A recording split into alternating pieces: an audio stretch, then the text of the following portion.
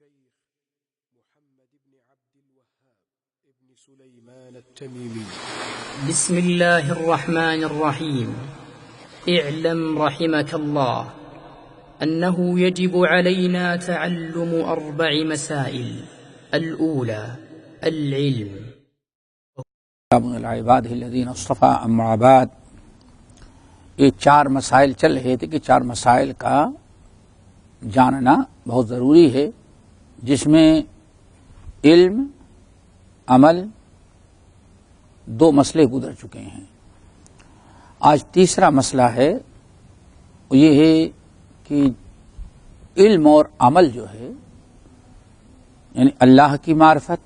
علم کا مطلب اللہ کی معرفت، رسول کی معرفت، اسلام کی معرفت، یہ ساری چیزوں کی معرفت، ان کا علم، ان پر یقین اتنا زیادہ ہو، ایسا ہو کہ جو عمل کرنے پر ہمیں مجبور کر دے.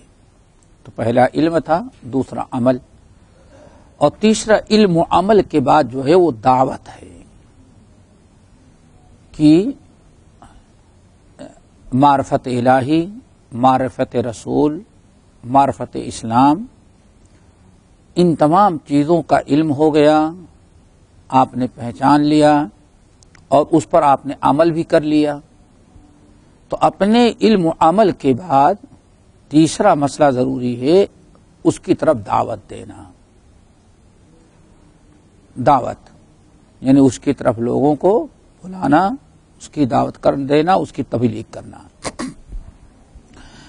علم نافع کی 2 طرح، جو علم نافع ہے، علم نافع 2 چیزوں سے مکمل ہوتا ہے.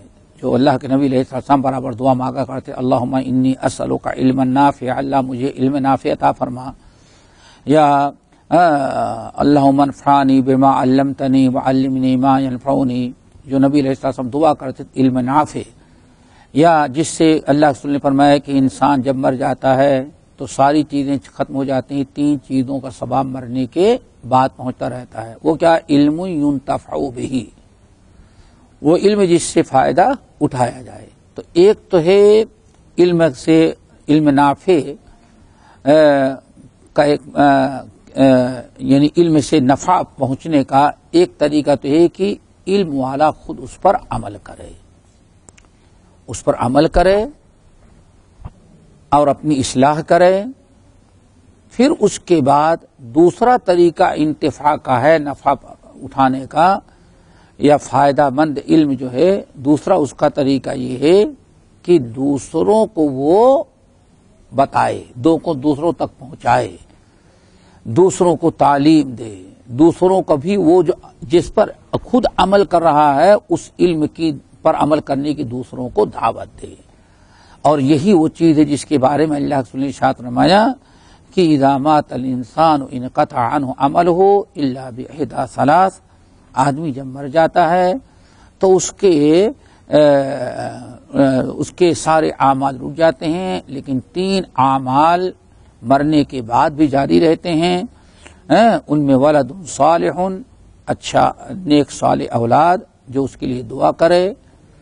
نمبر 2 او صدقۃ جاریہ، صدقہ جاریہ. نمبر 3 او علم ينتفع به، علم جس سے فائدہ اٹھایا جا رہا ہو. تو علم کا سے فائدہ اٹھایا، دوسرے لوگ فائدہ اٹھا رہے ہیں.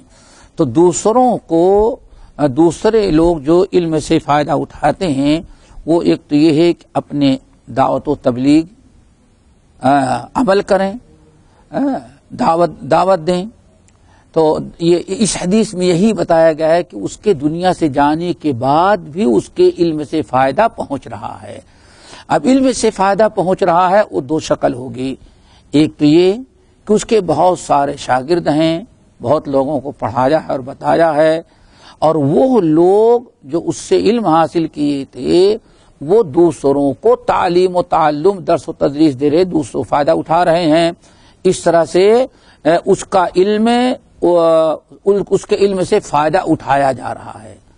اور دوسری شکل یہ ہے کہ اس نے کوئی کتاب لکھی ہو، کچھ رسالے لکھے ہوں، کچھ مضامین لکھے ہوں جس کو لوگ پڑھ پڑھ کر کے فائدہ اٹھا رہے ہیں، تو اس طرح سے علم ينتفع بھی ہوتا ہے۔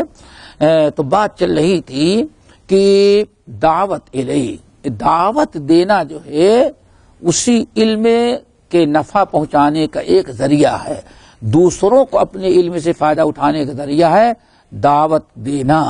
اور یہ دعوت جو دی جاتی ہے علم کی طرف، اللہ کی طرف، رسول کی طرف، اور اسی طرح سے اسلام کی طرف، اللہ اس کے رسول، اللہ کی اطاعت و عبادت کی طرف، یہ جو دعوت دی جاتی ہے یہ اللہ اس کے رسول کی اطاعت کی طرف دعوت دینا، اور نبی علیہ الصلوۃ والسلام کی لائی ہوئی شریعت کو، اللہ تعالیٰ کے پیغام کو بندوں تک پہنچانا، یہ انبیاء اصل میں انبیاء علیہم الصلوۃ والسلام کی یہ دعوت تھی، انبیاء علیہم الصلوۃ والسلام کا یہ کام تھا۔ اسی لیے اللہ تعالیٰ نے اپنے نبی کے بارے میں ارشاد فرمایا انا ارسلنا الیکم رسولا شاہدا داعیا الی اللہ وسراجا منیرا، ہم نے آپ کو داعی الی اللہ بنایا ہے۔ تمام انبیاء علیہم الصلوۃ والسلام دعوت دیتے رہے، اور یہ دعوت کے 4 مراتب بیان کیے جاتے ہیں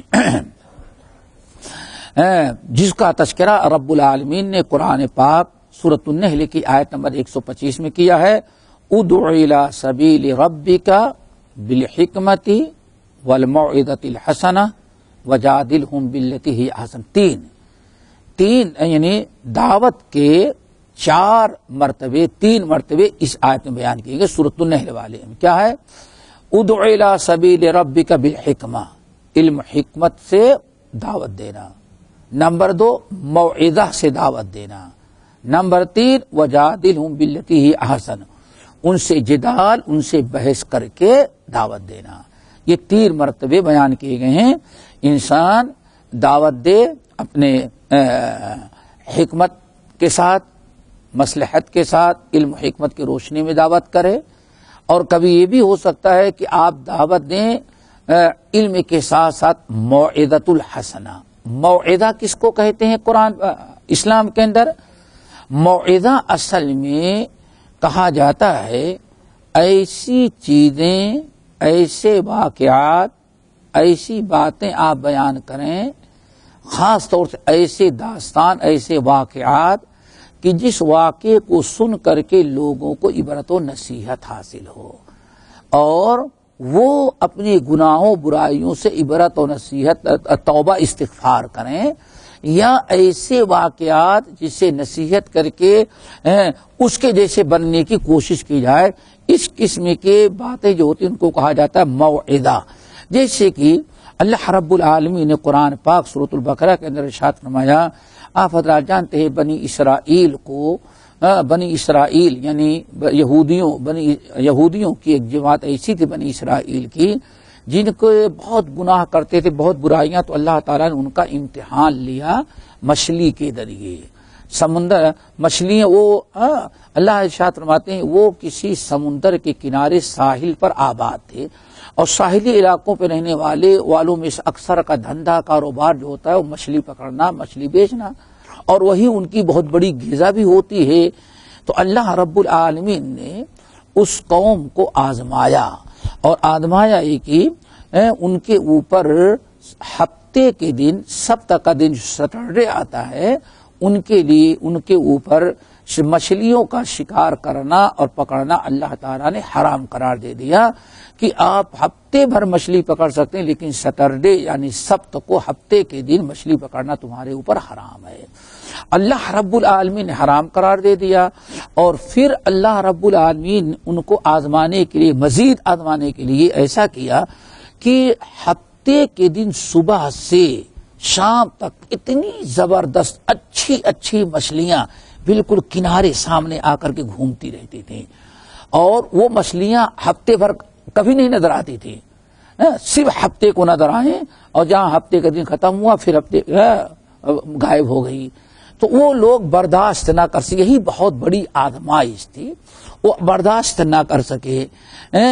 اب انہوں نے اللہ تعالیٰ کی حرام کردہ چیز کو حلال کرنے کے لیے، مچھلیاں پکڑنے کے لیے بڑے ہیلے بہانے اور بڑے یعنی مکر و فریب سے کام لیا۔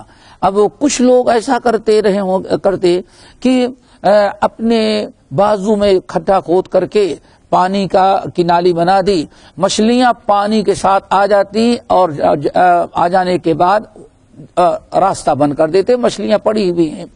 اور کچھ لوگوں نے اپنے جال جا کر کے ڈال دیتے اور مچھلیاں کانٹے میں پھنس جاتی تھی، جال میں پھنس جاتی، اور اتوار کے دن سنڈے کے دن صبح جا کر کے نکال جاتے۔ یہ اس طرح سے ہیلا بہانا کر کے لوگ ان کو سمجھائے، ان کو منع کیے، نہیں بھائی ہم ان کو مچھلیاں تھوڑی پکڑتے ہیں، دیکھو ہم تو اتوار کو سنڈے کو پکڑ کے لاتے ہیں، اب سیٹرڈے کو آ گئی تو ان کی مرضی، وہاں کے بجائے ادھر آ گئی تھی، ہم نے نہیں پکڑا۔ یعنی ہیلے بہانے کر کے بہت انہوں نے زیادتی کے اپنے نفس پر۔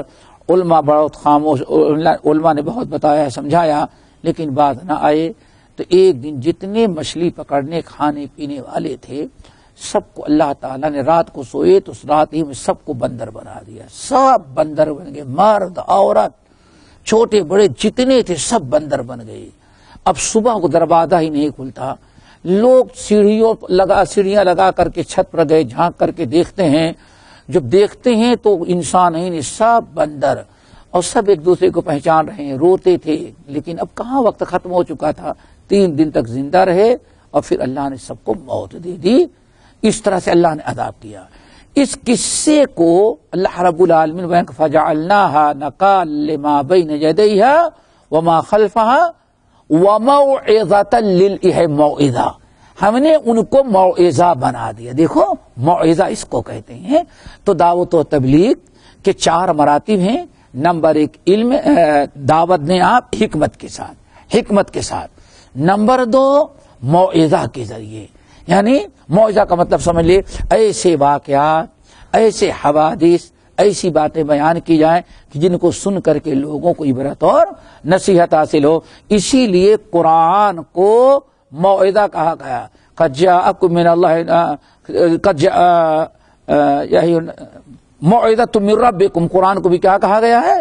موعظۃ من ربکم، قد جاءکم من اللہ نور و کتاب مبین، سورۃ یونس کی آیت ہے۔ اللہ نے کہا یہ وہ موعظۃ، قرآن تمہارے کیا ہے؟ موعظہ ہے۔ تو ایسے واقعات بے شمار قرآن میں بیان کیے گئے جن کو سننے کے بعد انسان کا دل نرم ہو، اپنی اصلاح کرے، وہ موعظہ ہے۔ نمبر 3 وجادلہم باللتی ہی احسن، وجادلہم، کبھی ایسا ہوتا ہے کہ انسان سے بحث مباحثہ کرنا پڑتا ہے، تو اللہ رب العالمین اس کی بھی اجازت دی، لیکن بحث مباحثہ ہو اچھے طریقے، وجادلہم باللتی ہی احسن، گالی گلوچ جھگڑے لڑائی کی بات نہ آئے، بحث کرنے کا مقصد یہ ہو کہ سامنے والے کو ہم کس طرح سے اس کے دلائل کا رد کر کے ہم اس کو کیسے سمجھا سکیں، مقصد ہو سمجھانا، یہ کہا جاتا ہے وجادلہم باللتی ہی احسن۔ یہ 3 درجے ہو گئے۔ نمبر 1 حکمت سے دعوت دو، نمبر 2 موعظہ کے ذریعے دعوت دو، نمبر 3 اگر کہیں مجادلہ کی نوبت آ جائے تو مجادلہ یعنی اچھے بحث مباحثے بغیر گالی گلوچ بات اور تیش میں لانے کے بجائے اچھے انداز سے ان سے بحث کی جائے، بحث کے ذریعے انہیں سمجھایا جائے۔ یہ 3۔ چوتھا درجہ جو ہے دعوت کا وہ ہے سورۃ العنکبوت کی آیت نمبر 46 میں، جس میں رب العالمین نے ارشاد فرمایا وَلَا تُجَادِلُوا أَهْلَ الْكِتَابِ إِلَّا بِالَّتِي هِيَ أَحْسَنُ، اے نبی آپ اہل کتاب سے جب بحث کریں ان سے آپ مناظرہ کریں، مجادلہ کریں، تو مجادلے کے اندر آپ ذرا سے کیا کریں، اچھے اسلوب اور اچھے انداز کو آپ اختیار کریں۔ یہ 4 اسلوب بیان کیے گئے۔ الا الذین ظلموا منہم، مگر اہل کتاب میں سے جو ظلم کریں آپ، تو لازمی چیز ہے کبھی ایسا ہوتا ہے کہ بدلہ بھی لینا پڑتا ہے، اور بات غصے اور جذبات سے بھی کام لینا پڑتا ہے، لیکن اللہ کے رسول نے فرمایا اس ظالموں کے ساتھ جو اہل کتاب ظالم ہے، ورنہ عام طور پر اگر وہ بحث مباحثہ کریں تو بہت ہی اچھے انداز سے کریں. اللہ تعالیٰ سب کو عمل کی توفیق نصیب فرمائے. باقی انشاءاللہ اگلی نشست میں